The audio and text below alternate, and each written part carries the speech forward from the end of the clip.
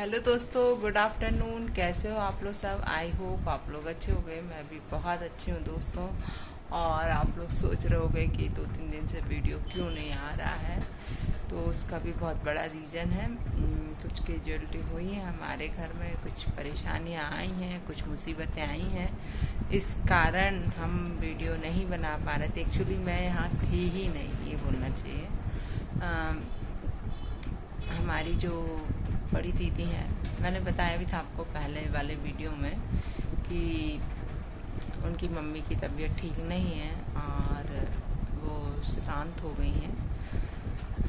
तो अभी 2-3 दिन पहले जब खबर आई हमारे पास, तो मैं क्लास ले रही थी और जैसी खबर आई मैंने क्लास बंद करी और जो पहली ट्रेन मुझे मिली मैं भागी, दतिया गई थी।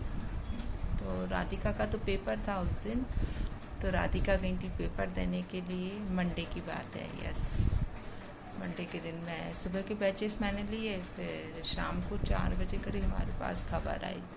और जैसे मैंने देखा तो 4:30 पे ट्रेन थी, तो हम लोगों ने फटाफट यहाँ से करके हम स्टेशन भागी, ट्रेन पकड़ी। ना रिजर्वेशन था, कुछ भी नहीं था, ऐसे ही गई मैं। लेकिन भगवान की कृपा इतनी रही कि कुछ भी नहीं हुआ। मतलब टीसी भी आया तो उसने कुछ भी नहीं बोला। मतलब टिकट ले लिया था, लोकल टिकट लेके मैं स्लीपर में बैठ गई थी, क्योंकि ऐसे कभी जाते नहीं हैं बिना रिजर्वेशन के। लेकिन कभी कभी ऐसी कैजुअलिटी होती है कि तो तुरंत के तुरंत आपको कहाँ से रिजर्वेशन मिलेगा।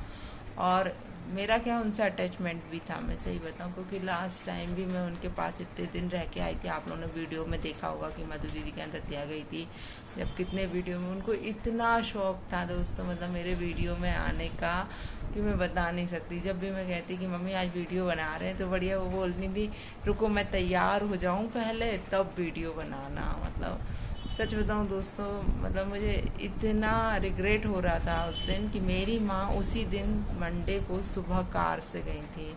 तो मतलब उनको, मतलब बीमार थी वो करीब 2-3 महीने से, कुछ मतलब 2-3 महीने से क्या, मतलब 7-8 महीने से था, उन्हें कुछ प्रॉब्लम था।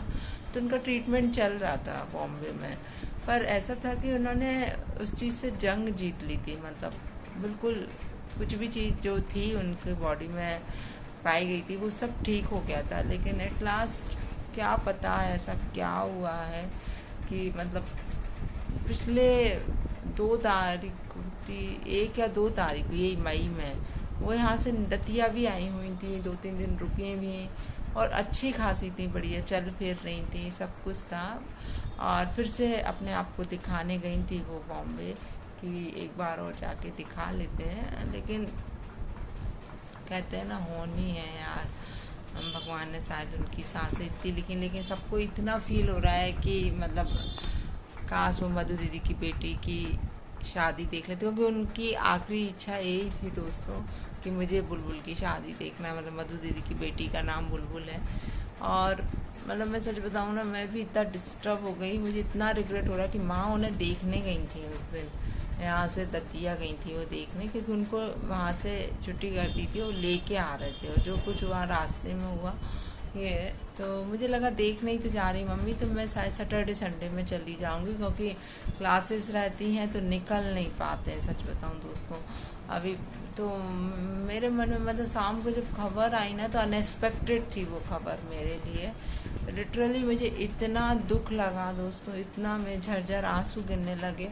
और मुझे मतलब इतना रिग्रेट फील हुआ कि यार काश मैं सुबह चली जाती, क्योंकि अब दूर है यहाँ से। और जब तक उनको मैं पहुँची थी तो उनको तो लेके जा ही चुके थे, मतलब मैं उनसे मिल ही नहीं पाई, मैं रात में पहुँच पाई, क्योंकि यहाँ से 6 से 7 घंटे लग जाते हैं पहुँचने में बाय ट्रेन से।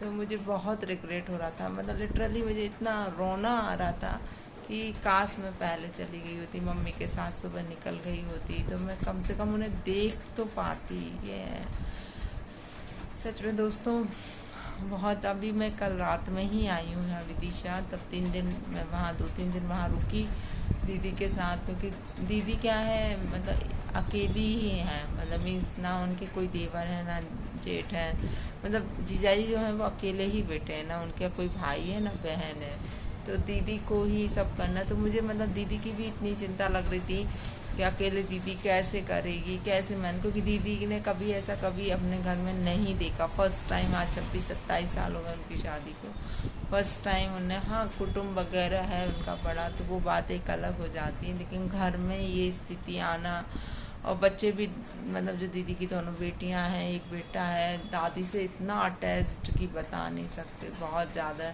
तो उन लोगों की भी जो कंडीशन मैं देख के आई हूँ बिल्कुल बताने लायक नहीं है दोस्तों।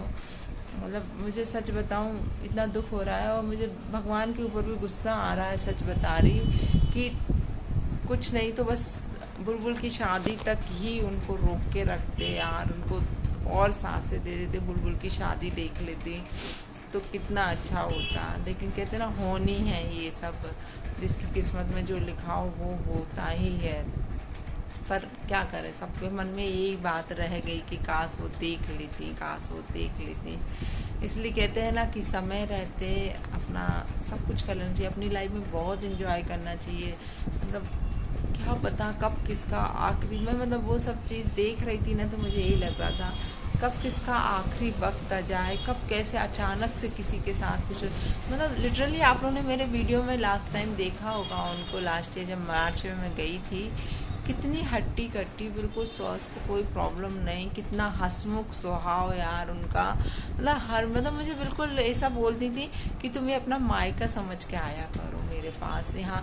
और पिछले साल भी उनने ही मुझे इतना इंसिस्ट करके बुलाया कि नहीं मंजू आना है तुमको, आओ यहाँ। और मैं गई थी सिर्फ 2 दिन के लिए वहाँ पर, और मैं रुक गई करीब 12-13 दिन में मैं लौट के आई थी वहाँ से। और इस बार मैं गई तो सच में मिल ही नहीं पाई। मतलब मुझे इतना दुख लग रहा है दोस्तों, इतना रिग्रेट फील हो रहा है कि यार भगवान ऐसा क्यों करता है, क्यों यार, सच में मतलब क्या करूँ। उनका ये आखिरी विश जो थी वो ही पूरी कर देते यार भगवान, की बुलबुल की शादी देख लेती वो तो कितना अच्छा होता, लेकिन ऐसा होता नहीं है। मतलब कह रहे ना कि जो भगवान ऊपर से लिख देता है ना वो ही होता है। तो अभी हाल फिलहाल सब डिस्टर्ब हैं। कल रात को मैं 2 बजे लौटी हूँ विदिशा, और अभी क्लास ले रही थी तो मैं सोचा चलो आप लोगों से, क्योंकि अब 2-3 दिन ऐसे में मैं क्या वीडियो बनाती है ना, वहाँ बैठ के क्या वीडियो बनाती, मैं क्या दिखाती आप लोगों को, ये सारी चीज़ें क्या दिखाती मैं कि ऐसा हो गया है, ये सारी चीज़ें मतलब मुझसे नहीं हुआ। मैं सही बताऊँ, मैं वहाँ एक भी वीडियो नहीं बना पाई, एक भी कुछ भी, क्योंकि अपन अपने दुख से ही नहीं उबर रहे थे। तो वहाँ बैठ के मैं क्या ये सारी चीज़ें शूट करती, और शोभा भी नहीं देता कि दूसरों के घर बैठ के अपन इस तरीके की वीडियोस लेकर आए, अच्छा भी नहीं लगता है सच बताऊं दोस्तों। तो इसलिए मेरी 2 से 3 दिन से वीडियो नहीं आ रही थी। और अभी मिष्टी भी गई थी हमारे साथ, मिष्टी को लेके जाना पड़ा हमें, और राधिका के तो एग्ज़ाम चल रहे थे तो राधिका को तो मैं लेके नहीं गई। अब राधिका यहाँ है, मम्मी अभी आई नहीं है, मम्मी वहीं हैं, देखो शायद आज आ जाए, क्योंकि हम मधु दीदी की भी तबीयत बहुत ख़राब हो गई थी, हमारी दीदी की मतलब बहुत ज़्यादा परेशान हो गई थी बेचारी, कि मतलब उनने भी ऐसा सोचा नहीं था कि ऐसा कुछ हो जाए, किसी ने नहीं सोचा था ऐसा कि ऐसा कौन, और ऐसा कौन सोचता है यार दोस्तों, कोई किसी के लिए नहीं सोचता। अपन अपने दुश्मन के लिए भी ऐसा नहीं सोचते कि ये मर जाए, ये हो जाए, अपन कभी नहीं सोचते। ये चीज़ तो किसी के भी मन में नहीं आती होगी, और जो सोचते होंगे तो शायद वो बहुत बिरले लोग होते होंगे ऐसा, है ना। तो ऐसा कौन, मतलब सच में बताऊँ ना तो मैं अभी कुछ भी मेरे दिमाग से ये सारी चीज़ें नहीं निकल रही। बार बार मतलब मैं जब गई ना तो मुझे तो एहसास ही नहीं हो रहा था कि वो चली गई यहाँ से, बार बार उनकी आवाज़ गूंज रही, बार बार मतलब मैं पिछले साल थी तो ये बनाओ मंजू, ये करो मंजू, आज ये करते, आज यहाँ घूमने चलते हैं वहाँ। मतलब मैं 12-13 दिन रही ना तो इतना मस्ती, इतना अच्छा नेचर यार, सच में क्या करें। लेकिन सच बताऊँ बहुत दुख लग रहा है दोस्तों, बहुत ज़्यादा। तो चलिए दोस्तों, अब तो आएंगे मेरे वीडियोस, करूँगी कंटिन्यू, मैं बनाऊँगी, लेकिन अभी इस कारण ही मेरे वीडियोस नहीं आ रहे थे क्योंकि सब डिस्टर्ब होके पड़ा हुआ था दोस्तों। तो चलिए दोस्तों, जय श्री राम, फिर मिलती हूँ आप लोगों से दूसरे ब्लॉग में बहुत जल्दी।